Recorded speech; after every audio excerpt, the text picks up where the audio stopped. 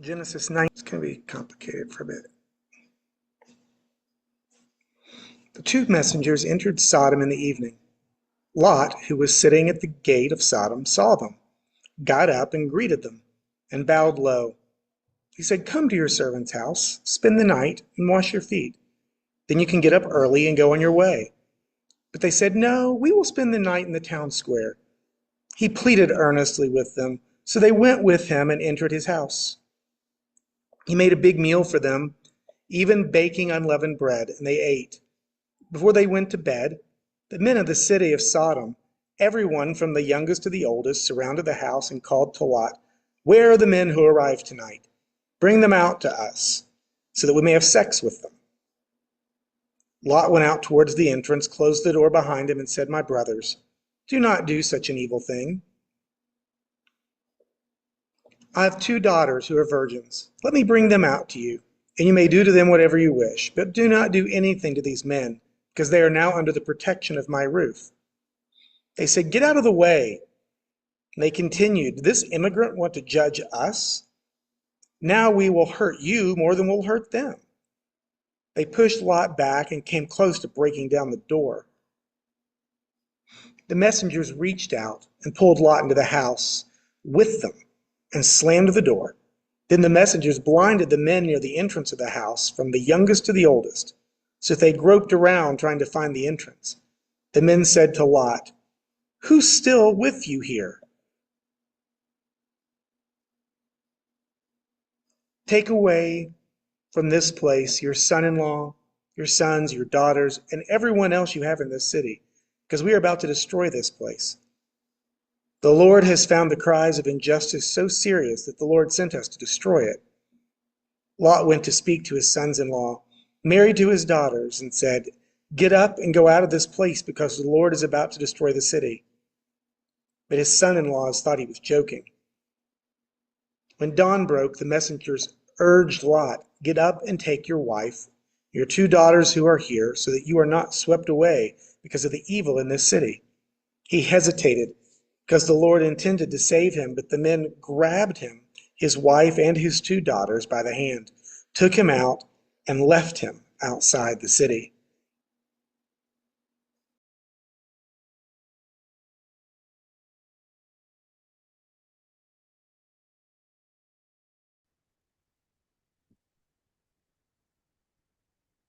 We don't know exactly when hospitality for strangers became so important in the Jewish tradition.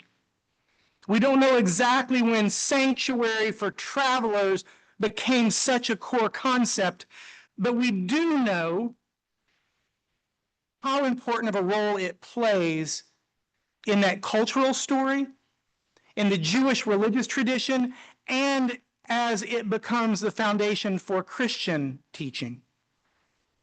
In Jewish tradition, we know that hospitality is a core tenet of the faith written in the law of Moses, but it shows up in Scripture as an assumption, as if we already know that's how things work, even before the law is given. Pre-Moses. In Jewish tradition, we know there are multiple stories about hospitality and care for the stranger and traveler that shape the expectation of what we should do today, that shape the expectations of those who told the stories. The first city of refuge goes all the way back to the early stories in Genesis with Cain and Abel. Protection granted to one who committed murder. A safe place to live. Not something that would go political environment, right? A city where all those who have committed violence could go and live in peace, working on rehabilitating. And then we get the story of Noah, where the boat becomes a floating sanctuary for anybody who would seek shelter from the storm. After that comes Abraham and Sarah, the precursor to today's story. God calls them away from what is comfortable, what is known, what is home, and sends them out. Along the journey, they find themselves vulnerable. They are traveling through spaces they don't know. Sometimes they make really good choices. Sometimes they make horrible choices. But at every turn, God shows up with them. At every stop, God is present. So much so that they mark each place they stay with stacked rocks. They build an altar to remind themselves and others who come that God is in that space. Reminders of God's presence.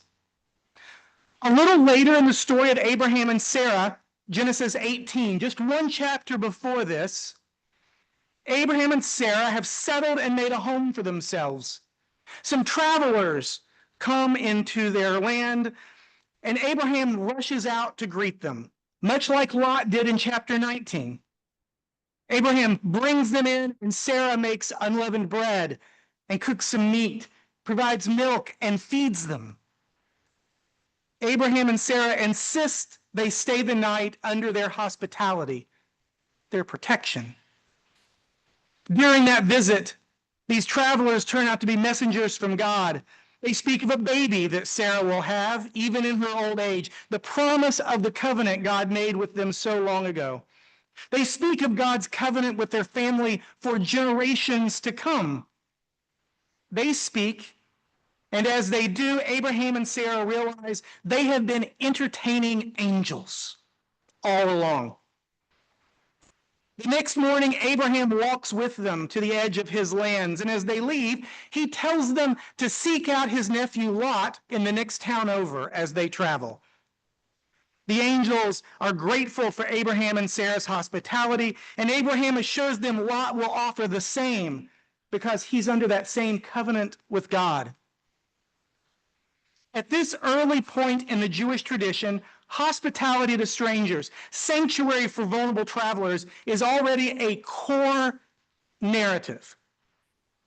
Already. And as the travelers walk on, they come to a large city. Just as Abraham told them, Lot welcomes them in. The travelers suggest they should just stay at the city gate in the public space.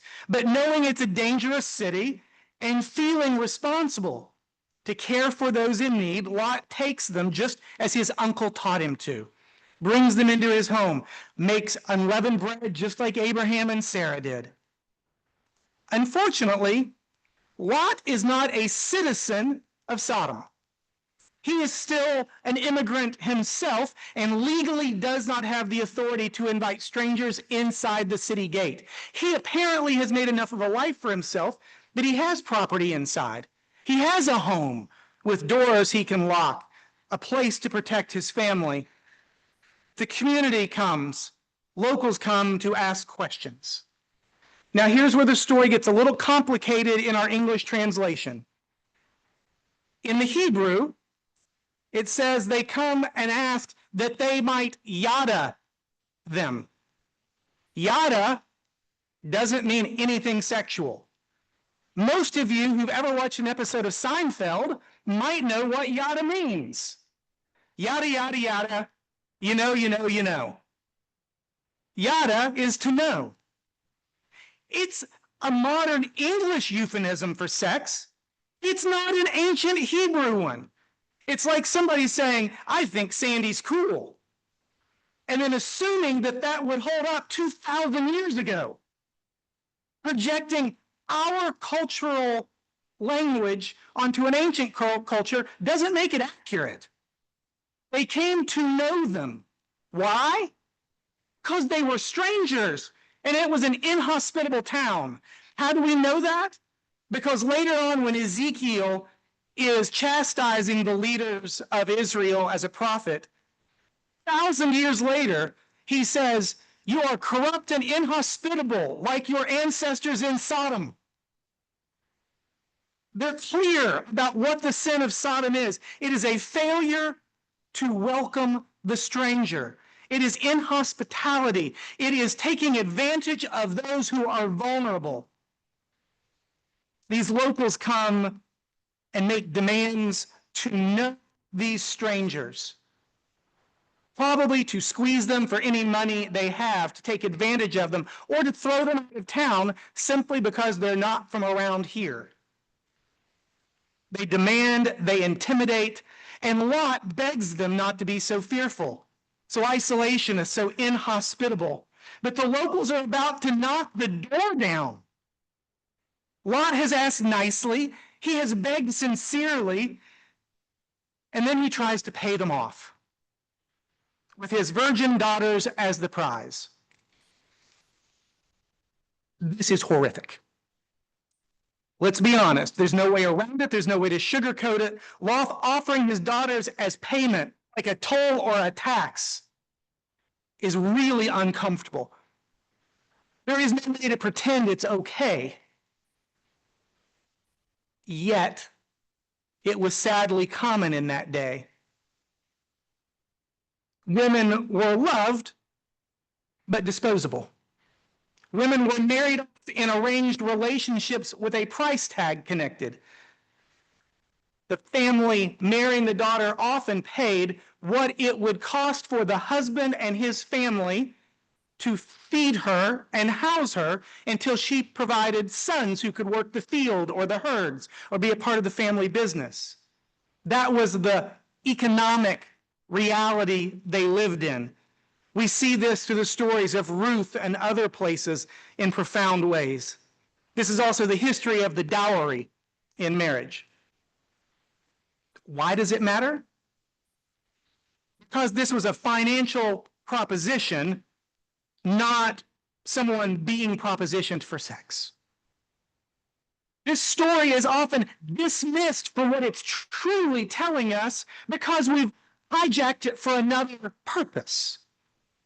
Church along the way has allowed sodomite to mean something completely different than one who refuses to welcome the immigrant, the exile, and the asylum seeker.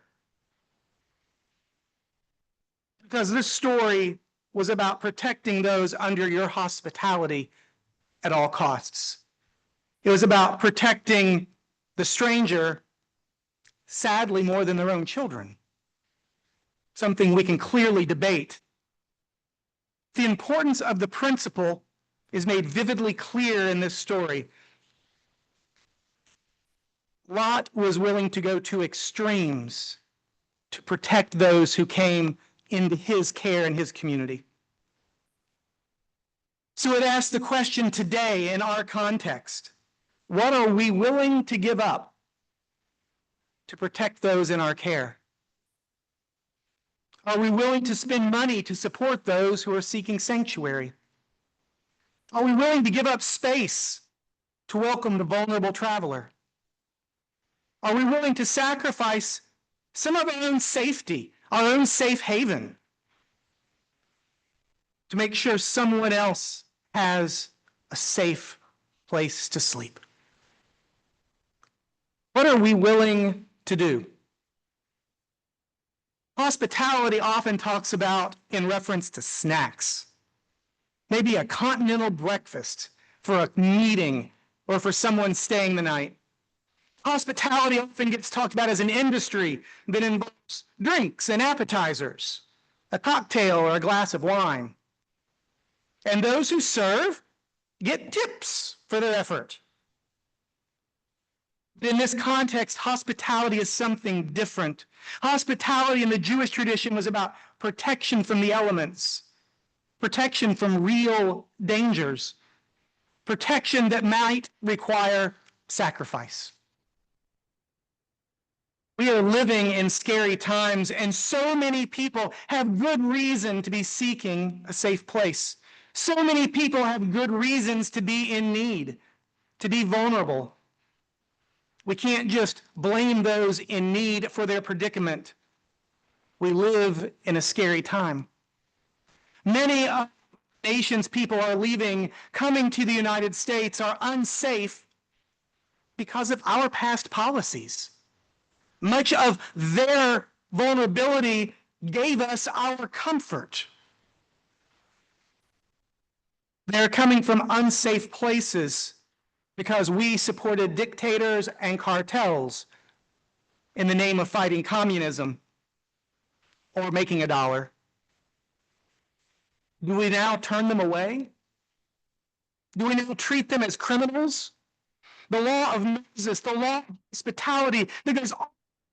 Abraham and Sarah calls us to do better. We're living in a scary time. So many people have had their safe place taken away, have had their lives turned upside down. Many living in our country are living in fear of being detained, being deported, being exiled, in fear of disappearing. These are not people being sent home. These are people for whom this is their home. People whose ancestors lived on these lands long before us. People whose family are woven into the community. The law of Moses, the law of hospitality that goes all the way back to Abraham and Sarah calls us to do better. Over the last few weeks, I've been inspired by those who have marched in opposition to government-sponsored terrorism. I've been inspired by those who have resisted and protested the dehumanization of their neighbors. I've been inspired, and I know you have too. But the law of Moses, that law of hospitality that goes on, Abraham and Sarah, calls us to do more. Not just be inspired, but to respond.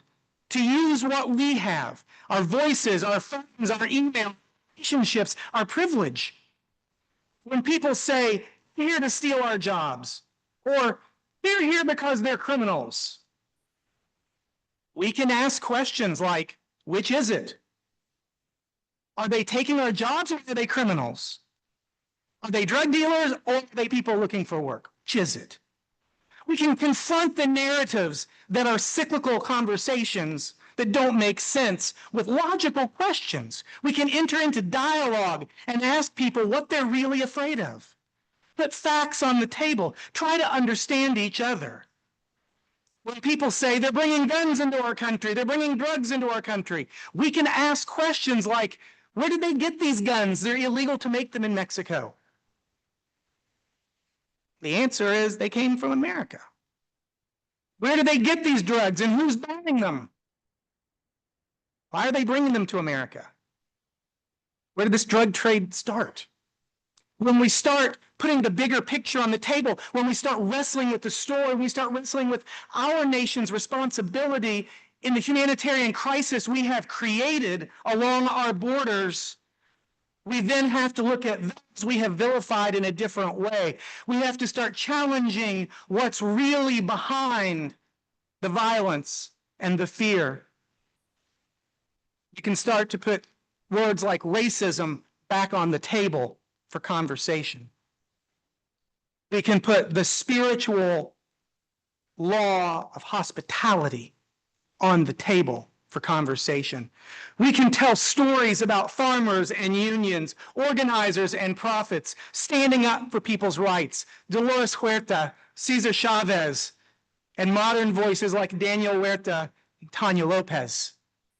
We can tell those stories, and we can try to empower those who are seeking asylum today to have their voices heard. We can also tell stories of our spiritual ancestors and how they came to this land that we live in today, remembering that most of us were once immigrants or asylum seekers. Most of us came here with our own story and our narrative. We can also tell stories of our older spiritual ancestors and how they cared for vulnerable travelers. We can quote scripture. We can quote popes and prophets. We can quote our nation's founders' documents, and we can quote Jesus.